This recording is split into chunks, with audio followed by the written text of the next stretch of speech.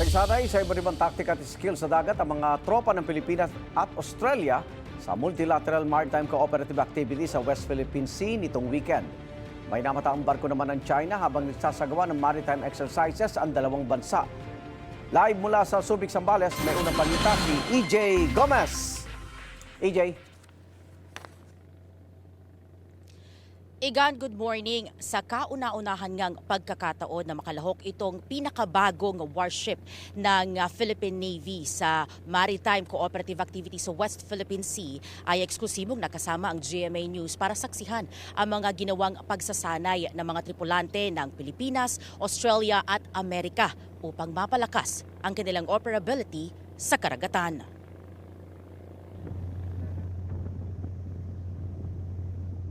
Magkasamang naglayag ang mga barkong pandigma ng Pilipinas at Australia sa West Philippine Sea nitong weekend para sa ikalabing-anim na Multilateral Maritime Cooperative Activity o MMCA.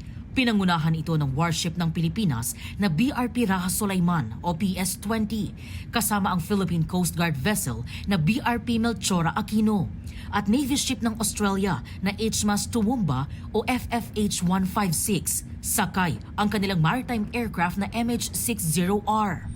Itong BRP Raha Sulaiman ay nagkomisyon nito lang February 24 ngayong taon at ito ang kauna-unahang pagkakataon na nakasama ang naturang Navy ship sa MMCA na isang pagsasanay na nagpapatibay ng partnership ng Pilipinas sa mga kaalyadong bansa para mapalakas ang kakayahan ng Pilipinas na maprotektahan ang karapatan at soberanya dito sa West Philippine Sea.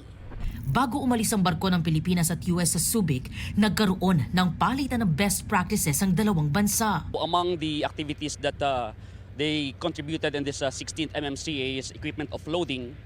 They also did maritime domain awareness and among other things, they also conduct communications exercises with all other participants. Sa isang designated area o exercise box sa bahagi ng Hilagang Silangan ng Coron, Palawan, ginanap ang pagsasanay.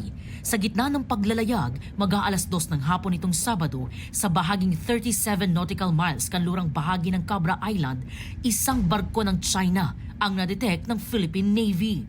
We are conducting a routine navigation according to international law and keep a safe distance from us over. Wala naman daw na idulot na aberya sa maritime exercises ang namataang barko ng China.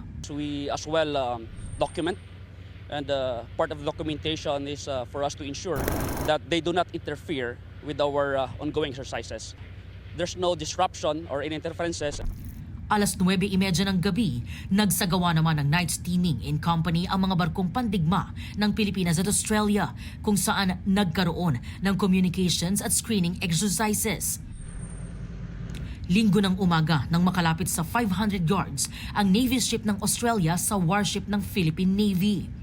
Kasunod ng Australia ang vessel ng Philippine Coast Guard na Melchora Aquino. Nagkaroon ng division tactics kung saan ang bawat barko ay nagsagawa ng basic combat at maneuvering actions at formations sa karagatan. Kasama sa tinutukan ng naturang drill ang hasain ang coordination ng mga kasaping barko o vessel. Nagpalipad ng kanilang maritime aircraft ang Australia. Meron ding C-208 ng Philippine Air Force na nag-surveillance. Dalawang FA-50 fighter jets at dalawang A-29B Super Tucano naman ang sabay na lumipad sa himpapawid sa flyby exercise.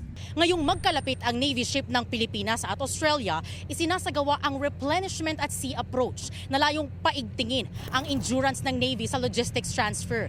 Ginagamit ang RAS kapag mag-e-exchange o deliver ng mga supply tulad ng langis ang mga barko para masustain ang operasyon nito. This particularly contributes on how we develop the techniques, tactics, and procedures from the individual skills level, unit, team, and the later on organization for us to seamlessly integrate with all other surface combatants of the Philippine fleet. We've completed the MMCA successfully and safely without any interferences. Igan, ayon pa sa commanding officer nitong BRP Raha Sulaiman ay tututukan nila ngayon ang paglahok sa iba pang maritime exercises kasama ang kanilang mga counterparts para makapagbigayan ng expertise sa tactical, operational at doctrinal procedures sa barko. At yan ang unang balita mula po dito sa Subic, sa Zambales.